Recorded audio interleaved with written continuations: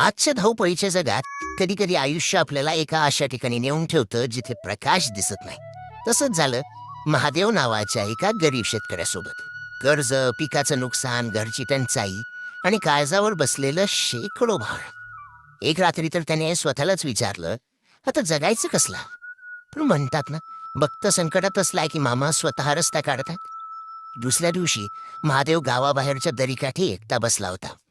डोळ्यात पाणी, मनात हार. तेवढ्यात अचानक त्याचा कानावर आवाज आला, उठ रे, तुझं काहीही संपलेलं नाही. तो आवाज कोणाचा?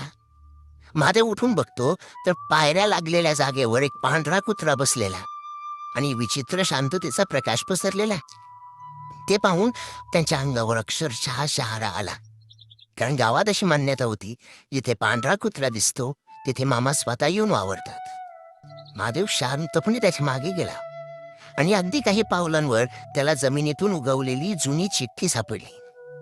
त्यावर लिहिलं होतं, काळ कठीण आहे पण तू हारू नकोस, धीर धर, बाळूमामा तुझ्या मागे आहेत. एवढं वाचताच त्याच्या अंगातला अंधाराचा पडदा खाली पडला. त्याच दिवशी त्याला सरकारी योजना मिळाली, कर्जाचा भार अर्धा माफ झाला आणि अचानक पाऊसही आला. पिकं उभी राहिली, घरात पुन्हा दिवा लागला, चेहऱ्यावर पुन्हा हास्य आलं.